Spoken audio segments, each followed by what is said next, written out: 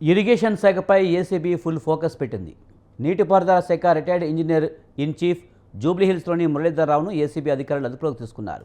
ఆదాయానికి మించిన ఆస్తుల కేసులో ఆయన్ని విచారించనున్నారు. హైదరాబాద్, కరీంనగర్, జహీరాబాద్తో పాటు మురళీధర్రావు బంధువులు, సన్నిహితుల ఇళ్లలో ఏసీబీ సోదాలు కొనసాగుతున్నాయి.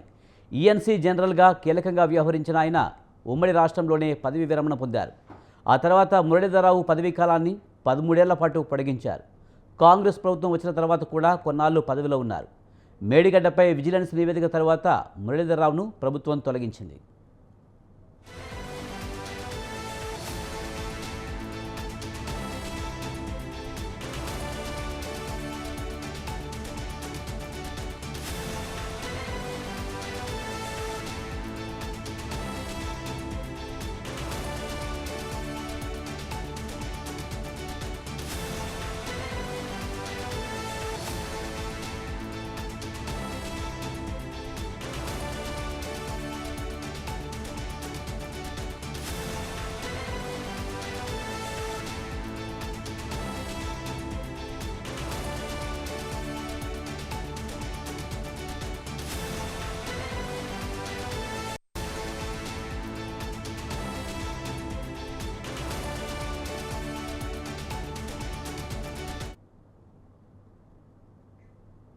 ఇరిగేషన్ శాఖపై ఏసీబీ ఫుల్ ఫోకస్ పెట్టింది. నీటిపారుదల శాఖ రిటైర్డ్ ఇంజనీర్ ఇన్ చీఫ్ జూబ్లీహిల్స్లోని మురళీధర్రావును ఏసీబీ అధికారులు అదుపులోకి తీసుకున్నారు. ఆదాయానికి మించిన ఆస్తుల కేసులో ఆయన్ని విచారించనున్నారు. హైదరాబాద్, కరీంనగర్, జహీరాబాద్తో పాటు మురళీధర్రావు బంధువులు, సన్నిహితుల ఇళ్లలో ఏసీబీ సోదాలు కొనసాగుతున్నాయి. ఈఎన్సీ జనరల్గా కీలకంగా వ్యవహరించిన ఆయన ఉమ్మడి రాష్ట్రంలోనే పదవి విరమణ పొందారు. ఆ తర్వాత మురళీధర్రావు పదవీ కాలాన్ని 13 ఏళ్ల పాటు పొడిగించారు. కాంగ్రెస్ ప్రభుత్వం వచ్చిన తర్వాత కూడా కొన్నాళ్లు పదవిలో ఉన్నారు. మేడిగడ్డపై విజిలెన్స్ నివేదిక తర్వాత మురళీధర్రావును ప్రభుత్వం తొలగించింది.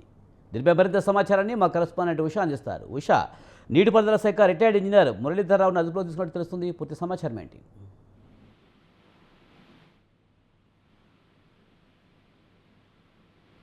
విజయ్, మేడిగడ్డ విజిలెన్స్ ఎంక్వైరీ తర్వాత మేడిగడ్డలో గతంలో పనిచేసినటువంటి అధికారులు ఎవరైతే ఉన్నారో వారందరికీ సంబంధించి ఆదాయకు మించినటువంటి ఆస్తులు కూడబెట్టుకున్నారు అన్న కోణంలోనే ఏసీబీ మెరుపుదాడులను నిర్వహిస్తోంది. ఇటీవల కాలంలో ఏసీబీ అధికారులు ఆదాయానికి మించినటువంటి ఆస్తులకి సంబంధించినటువంటి అధికారులు ఏదైతే మాజీలుగా ఉన్నటువంటి అధికారులు మళ్ళీ ప్రభుత్వంలో కొనసాగినటువంటి అధికారుల మీద ఫోకస్ పెట్టింది.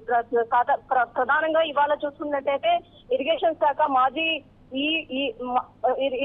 శాఖ మాజీ చీఫ్ ఇంజనీర్ గా ఉన్నటువంటి మురళీధర్రావు ఇంట్లో సోదాలు నిర్వహించారు. జూబ్లీహిల్స్ లోని తన నివాసంతో పాటు అలాగే తన బంధువులు, స్నేహితుల ఇళ్లలో కూడా సోదాలు నిర్వహిస్తున్నారు. మొత్తం మీద ఏకకాలంలో హైదరాబాద్, కరీంనగర్, జహీరాబాద్ తో పాటు ఇతర ప్రాంతాలలో మొత్తం 10 చోట్ల కూడా సోదాలు నిర్వహిస్తున్నట్టుగా అయితే మనకు అందుతున్నటువంటి సమాచారం. మొత్తం తన పదవీకాలం ఉమ్మడి రాష్ట్రంలో తన పదవీ విరమణ అయినప్పటికీ కూడా ఆ తర్వాత బీఆర్ఎస్ ప్రభుత్వం నుంచి అలాగే తాజా కాంగ్రెస్ ప్రభుత్వం వరకు కూడా విధులు నిర్వహిస్తూ వచ్చారు. మేడిగడ్డ విజిలెన్స్ ఎంక్వైరీ తర్వాత మురళీధర్రావుని సస్పెండ్ చేసిన అనంతరం అతని మీద ఇప్పుడు ఆదాయానికి మించినటువంటి ఆస్తుల కేసు కూడా మోపడం జరిగింది. మొత్తం ఈ మేడిగడ్డ విజిలెన్స్ నివేదిక తర్వాతనే ప్రభుత్వం ఒక్కొక్కరి మీద కూడా చర్యలు తీసుకుంటున్నట్టుగా అయితే అనిపిస్తుంది. మొత్తం ఇవాళ చూసుకున్నట్టయితే బ్యాంకు లాకర్లకి సంబంధించి కావచ్చు, అలాగే బినామీ అకౌంట్లకు సంబంధించి కావచ్చు, బంధువులు అలాగే తమ భార్య అలాగే పిల్లలు ఎవరెవరైతే ఉన్నారో ఇతర లావాదేవీలు, ఆర్థిక లావాదేవీలకి సంబంధించి పూర్తి స్థాయిలో అక్కడ ఉన్నటువంటి